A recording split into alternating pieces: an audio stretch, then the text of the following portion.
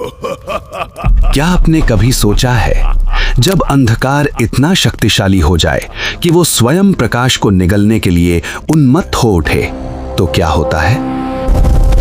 ये कहानी है उसी अंधकार की और उस देवी की जो अंधकार से भी अधिक गहरी और विनाश से भी अधिक भयानक बन गई।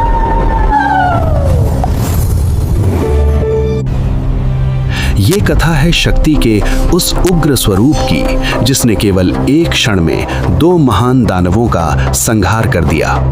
तो आइए शुरुआत करते हैं उस क्षण से जब अहंकार ने अपनी सबसे बड़ी भूल की।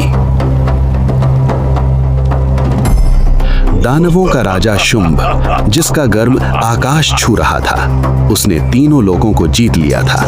देवता पराजित थे, ऋषि भयभीत थे, और अब जब उसे देवी कौशिकी के सौंदर्य और दिव्य शक्ति का वर्णन सुनाया गया तो उसकी वासना जाग उठी। उसने सोचा, वो देवी भी मेरी होनी चाहिए। ये कोई प्रस्ताव नहीं था, ये था एक उन्मत्त दानव का सीमा लांघ चुका अहंकार। शुंभ का आदेश गूंजा, उस देवी को पकड़ कर ले आओ।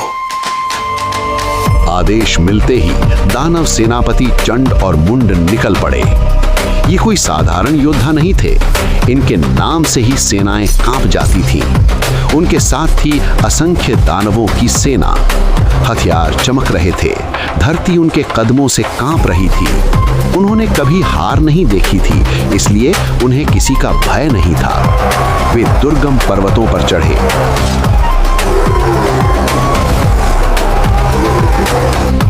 और वहां जो दृश्य देखा उसने उन्हें चौंका दिया। देवी कौशिकी सिंह पर विराजमान थीं। उनके मुख पर एक सौम्य मुस्कान थी, मां की तरह जो अपने बिगड़े बच्चों को अंतिम चेतावनी दे रही हो। दानव हंस पड़े। उन्होंने उस शांति को कमजोरी समझ लिया।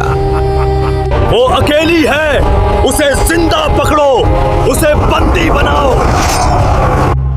अहंकार ने उनकी आंखें अंधी कर दी थीं। धनुष तने, तलवारें उठी, देवी को चारों ओर से घेर लिया गया।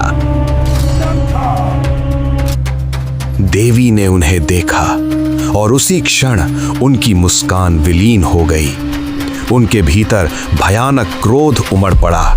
चेहरा काला पड़ गया, भौएं टेढ़ी हो गईं और उस क्रोध से एक उग्र देवी प्रकट हुई। उनकी त्वचा रात्रि से भी अधिक काली थी, नेत्र रक्त लाल थे, जिह्वा बाहर निकली हुई थी, गले में नरमुंडों की माला, एक हाथ में खड्ग, दूसरे में पाश।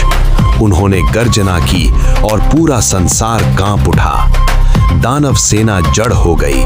अब वे डर चुके थे, लेकिन अब बहुत देर हो चुकी थी। देवी काली रणभूमि में कूद पड़ी। वे तूफान की तरह चली, हाथी पकड़कर खा गईं। घोड़े और रथ उसी क्षण नष्ट हो गए। ये युद्ध नहीं था, ये था विनाश का तांडव। किसी को लातों से कुचला, किसी को पैरों तले रौंद दिया, तीरों को दांतों से चबा डाला। दानव सेना तितर बितर हो गई। जो बचे वे भय से सुन्न हो चुके थे। चंड ने ये देखा, उसकी सेना नष्ट हो चुकी थी और उसका अहंकार चकनाचूर। क्रोध में भरकर उसने हजारों बाण काली पर चला दिए।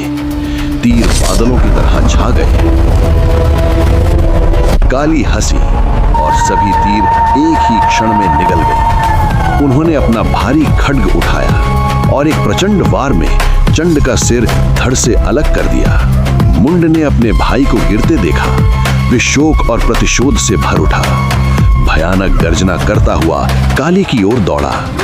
काली ने पलट कर देखा और केवल एक ही वार में मुंड भी धरती पर गिर पड़ा। दोनों सेनापति मारे जा चुके थे।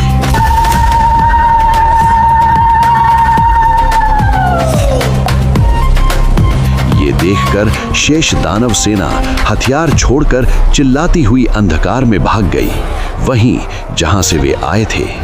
पर्वत फिर शांत हो गया। देवी काली दोनों के कटे हुए सिर लेकर देवी कौशिकी के चरणों में आई और तभी से चंड और मुंड का वध करने के कारण देवी को कहा गया मां चामुंडा।